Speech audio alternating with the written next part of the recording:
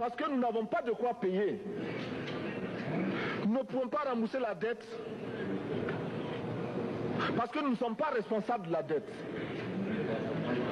Nous ne pouvons pas payer la dette parce qu'au contraire les autres nous doivent ce que les plus grandes richesses ne pourront jamais payer, c'est-à-dire la dette de sang. C'est notre sang qui a été versé. On parle du plan Marshall qui a refait l'Europe économique. Mais on ne parle jamais du plan africain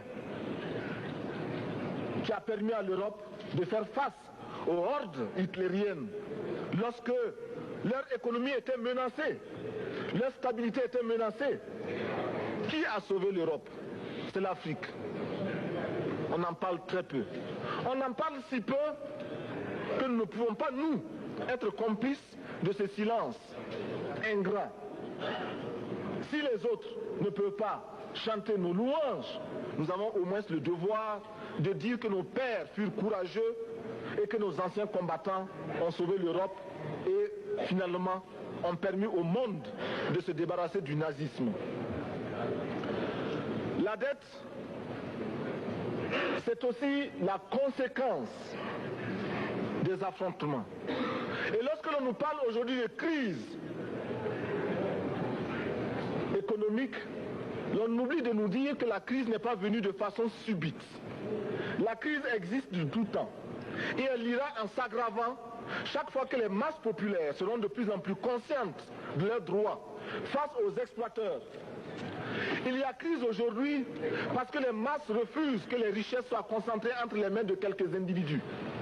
Il y a crise parce que quelques individus déposent dans des banques à l'étranger des sommes colossales qui suffiraient à développer l'Afrique.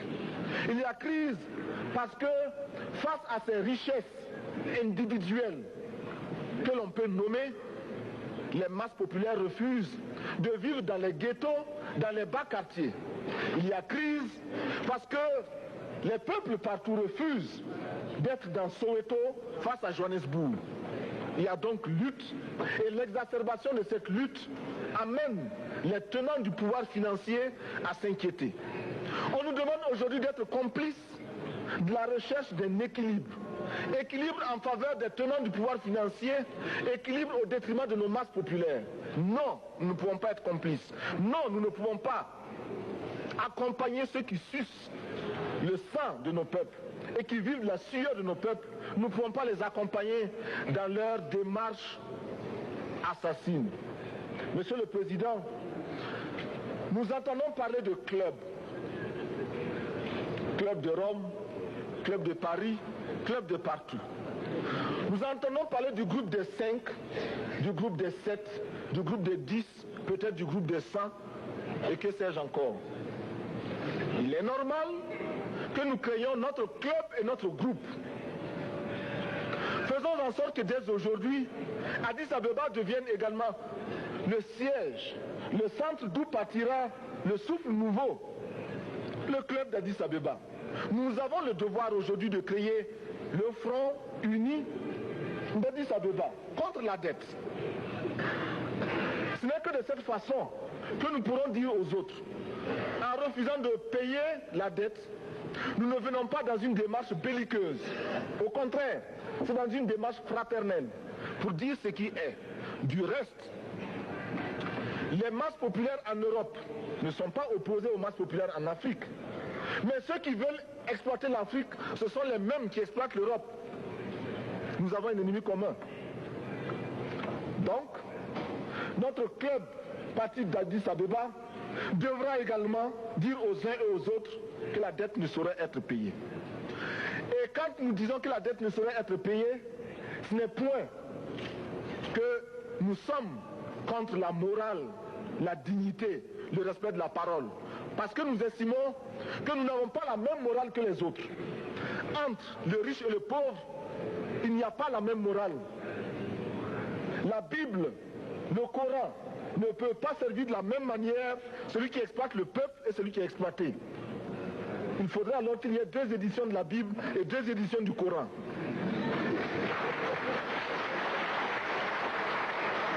On parle pas accepter qu'on nous parle de dignité. Nous ne pouvons pas accepter que l'on nous parle de mérite de ceux qui payent et de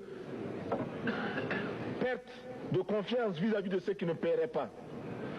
Nous devons au contraire dire que c'est normal aujourd'hui. Nous devons au contraire reconnaître que les plus grands voleurs sont les plus riches. Un pauvre, quand il vole, ne commet qu'un larcin ou une peccadille, tout juste pour survivre par nécessité. Les riches, ce sont eux qui volent le fisc, les douanes et qui exploitent les peuples. Monsieur le Président, ma proposition ne vise pas simplement à provoquer ou à faire du spectacle.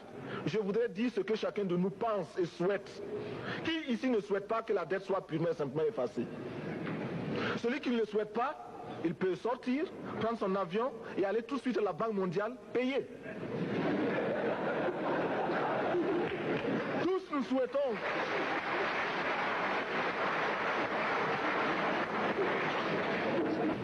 si le Burkina Faso tout seul refuse de payer la dette, je ne serai pas là à la prochaine conférence. Par contre, avec le soutien de tous, dont j'ai besoin,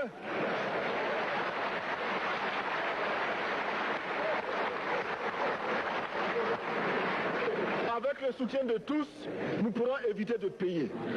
Et en évitant de payer, nous pourrons à notre développement. Et je voudrais terminer. Je vous remercie, Monsieur le Président. La patrie ou la mort, nous vaincrons.